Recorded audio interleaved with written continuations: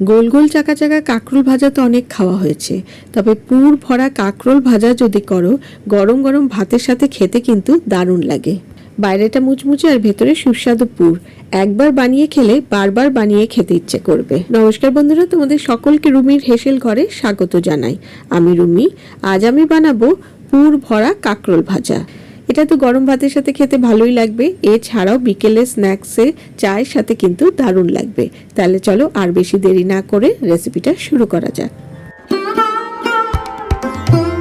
কাঁকরোলের এই রেসিপিটা বানানোর জন্য আমি 4টে মাঝারি সাইজের কাঁকরোল নিয়েছি, আর কাঁকরোলগুলো আগেই ভালো করে ধুয়ে পরিষ্কার করে নিয়েছি, যেহেতু গায়ে কাটা আছে।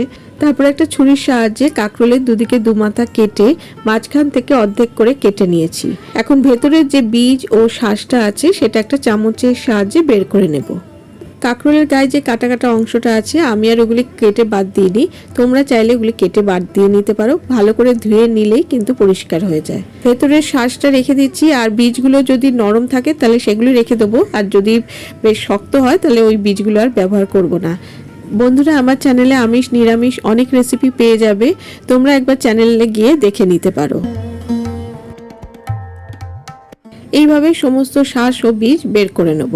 বন্ধুরা, আমার পরিবারের নতুন বন্ধু হয়ে থাকলে রেসিপিটা ভালো লাগলে লাইক ও কমেন্ট করে চ্যানেলটিকে সাবস্ক্রাইব করে নেওয়ার অনুরোধ রইল, আর পাশে থাকা বেল আইকনটাকে অবশ্যই প্রেস করে দেবে, যাতে পরবর্তী যখনই আমি কোনো রেসিপি শেয়ার করব তার নোটিফিকেশন তোমাদের কাছে আগে পৌঁছে যাবে। সবকটা কাঁকরোল থেকেই শাঁস ও বীজ বের করে নিয়েছি।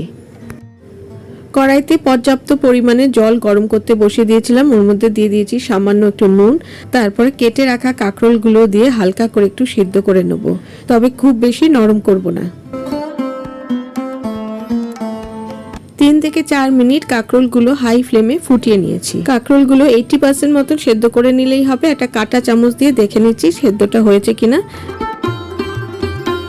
কাঁকরোলটা 80% সেদ্ধ হয়ে গেছে, আর দেখো গোটা আছে কিন্তু খুব সুন্দর নরম হয়ে গেছে। তারপর কাঁকরোলগুলো জল ঝরিয়ে আলাদা পাত্রে তুলে নেব।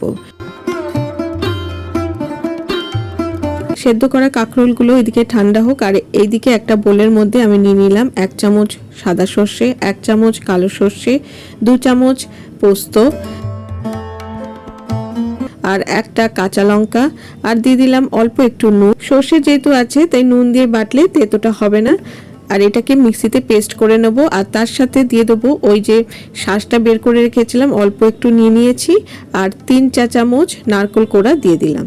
অল্প একটু জল দিয়ে মিক্সিতে বেটে নিতে হবে, খুব বেশি জল দিলে কিন্তু চলবে না। মিক্সিতে পেস্ট করে নিয়ে চলে এসেছি, আর তোমরা চাইলে এটা শিলেও বেটে নিতে পারো।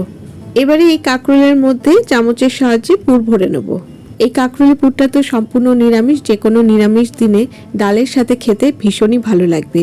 আর এছাড়াও যদি অন্যরকম ভাবে পুরটা বানাতে চাও, বাড়িতে যদি চিংড়ি মাছ থাকে চিংড়ি মাছ একটু ভেজে নিয়ে তারপরে যখন ওই মিক্সিতে পেস্ট করবে ওই সর্ষে পোস্ত এগুলি, ওই সময় চিংড়ি মাছটাকেও ও একই সাথে পেস্ট করে নেবে, সেটাও কিন্তু খেতে ভালো লাগে। তবে বাড়িতে তো সবসময় চিংড়ি মাছ থাকে না, তাই জন্য চিংড়ি মাছ ছাড়াও এইভাবে করো, দেখবে ভালো লাগবে।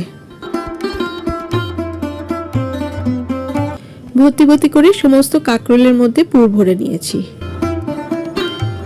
এবার বড়া ভাজার জন্য একটা বোলের মধ্যে 3 চামচ বেসন দিয়ে দিয়েছি, দিয়ে দিলাম স্বাদ মতো নুন, সাথে দিয়ে দিলাম 1/4 চামচ হলুদ গুঁড়ো, 1/4 চামচ জিরে গুঁড়ো, আর 1/4 চামচ ধনে গুঁড়ো।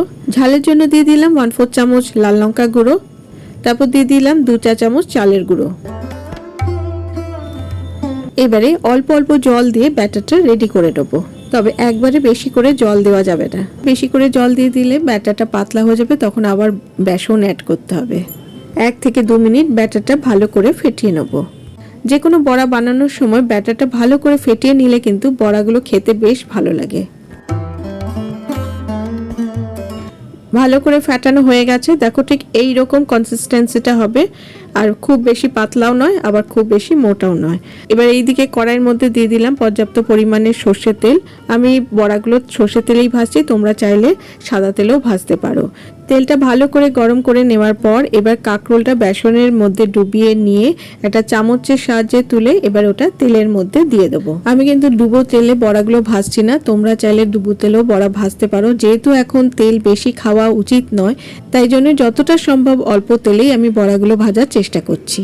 তেলের মধ্যে বড়াগুলো ছাড়ার পর ফ্লেমটা আমি মিডিয়ামে করে দিয়েছি। হাই ফ্লেমে বড়াগুলো ভাজলে বড়াগুলো বাইরে থেকে ভাজা হয়ে যাবে কিন্তু ভেতরটা কাঁচা থাকবে, তাই জন্য মিডিয়াম ফ্লেমেই বড়াগুলো ভাজতে হবে। উল্টে পাল্টে বড়াগুলো লাল লাল করে ভেজে নিয়ে তুলে নেব। এইবার ঠিক একইভাবে বাকি বড়াগুলো ভেজে নেব।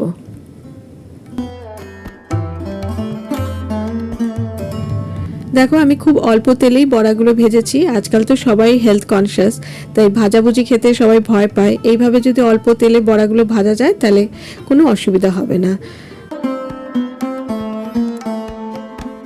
এক এক করে সব কাঁকরোলের বড়াগুলো আমার ভাজা হয়ে গেছে, তো একদম রেডি।